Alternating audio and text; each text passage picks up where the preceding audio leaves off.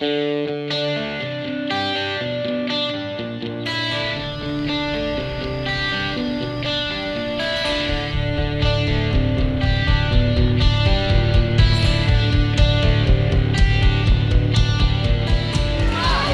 everyone, I am Ben with the BTC Sessions. I am in Hanoi, Vietnam currently, and it is actually Vietnamese Independence Day, which is why I can walk down the middle of the street with it empty like this. They blocked off a couple roads here.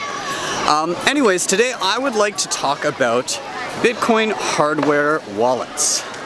Now, what is a Bitcoin hardware wallet? It is exactly what it sounds like. It is a Bitcoin wallet in which you use an actual piece of hardware to secure your funds. This adds an extra level of security as opposed to an app on your phone. Now, the wallet I'm going to be talking about today, or the hardware I'm going to be talking about today, is called the Ledger Nano, and it actually looks like this. It's this tiny USB looking device that you plug into your home computer and use that to unlock and spend your funds. So let's take a look at how it works. I'm going to be focusing on the basic functionality of this device, and I'm going to be focusing on my experience thus far with it. The reason I'm not going to talk about the initial setup is because Ledger itself has made a fantastic tutorial, which I'm going to link right here, somewhere on the screen. Just click that if you want to take a look and get yourself started. But anyways, let's take a look at the Ledger Nano. Okay, so let's get right into it. When you do order a Ledger Nano, what you're going to get is this tiny USB looking device. You're going to get this card, which I will explain later. I can't show you the back of the card, but this is very important. And third, you will get some instructions about how to get yourself set up. I said earlier that there's that video that Ledger put out helping with your setup. That is fantastic. I'll link it again one more time here. Alright, on my screen here, I'm just going to navigate into my Google Chrome web browser. And there is actually an app that you're going to need to download. I already have it downloaded. So if I go over here to apps, you can see I have this app downloaded called Ledger Wallet Bitcoin. And all I'm going to do is I'm going to click to open that application, which opens in its own window. Alright, so when you first open this, you're not going to be able to do anything until you have an actual ledger. Okay, so let's try this out. All I'm going to do is I'm going to take this, it just kind of unfolds like that. Alright, and I'm going to plug it into my USB drive. And as soon as I plug it into my USB, it's going to ask me for a PIN code, which I have set up earlier. So I'm just going to input that.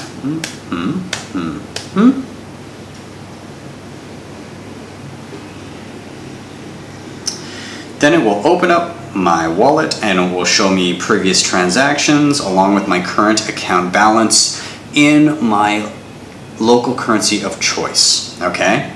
So I'm just going to run you through two functions, sending and receiving. That's all we're going to look at today, okay? So, really simple. I'm going to hit the send button. When I hit send, it's going to ask me how much I want to send, who I'm sending it to, the recipient address. It's going to ask which account I want to take it out of. You can make multiple accounts here. I just have one for simplicity's sake, all right? And the other thing it asks about is transaction fees, which I'll get into in a second.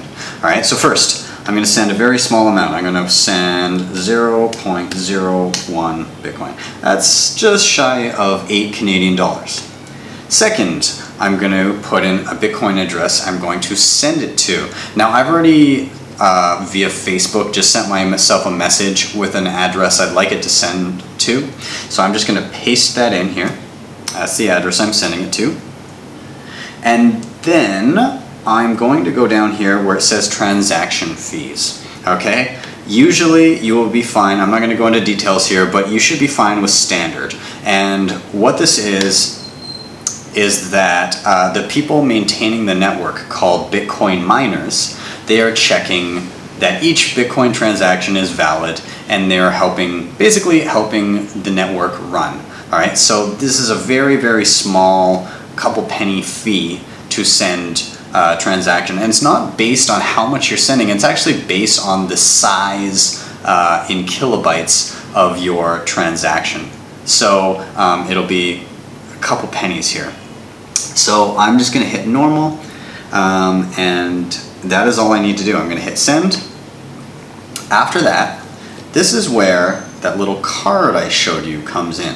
So on the screen here, it's asking for either a smartphone, which you can pair a smartphone, but I'm on the road and I don't have cell coverage here. So I'm going to use my security card.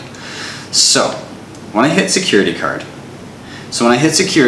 on the screen, I'm going to see these 3 lines of characters: uppercase letters, lowercase letters, and digits. Now on the card that I have, there is the same thing, 3 lines of different characters. However, underneath these lines of characters on my card, there's an alternate line of characters that are all jumbled up. And what I'm going to do is look on my screen and see whatever is highlighted, and then put in the character that is located underneath that on this card. So here on the screen, you can see lowercase c is highlighted. Now on my card, there's a different digit underneath it. So I'm going to type that in. Same thing here. It's now highlighting the 7. So I look on my card, and underneath the 7, there's another digit that I'm going to input. Uppercase P. There's another digit I'm going to put in. And finally, lowercase x, there's another digit I'm going to put in. And if I put them in correctly, it will successfully send my funds. And that is all I need to do. Now, on my phone, I can see I've already received some funds. So I can see that that money has come through. Now let's look at how to receive. It's super easy. So let's go, we're going to hit receive. And on the screen, you can select that you want to receive a certain amount, but I'm going to leave that blank. You can pick your account that you'd like it to go to. Again, I only have one account, so I'm just going to leave that. And then it gives you the address that you need to give to the person who is sending you funds. I'm just going to use my phone here. I'm going to scan the QR code that is on the screen. Once I confirm, in the background there, if I close this, you can see I've just received 0.01 Bitcoin into my account. That is all I need to do. To log out of this screen, I don't need to do anything. I pull the ledger from the computer and I'm disconnected. Alright, I hope that brief tutorial was helpful for you guys. I've had my Ledger for 3 to 4 months now, and I actually quite enjoy it.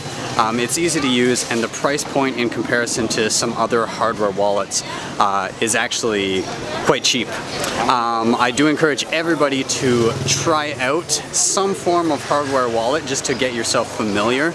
Now I do want to say one thing. When I ordered my Ledger, I actually got 2 devices. I got this one, and I got one that goes around my wrist in the form of kind of like a snap bracelet from the 90s.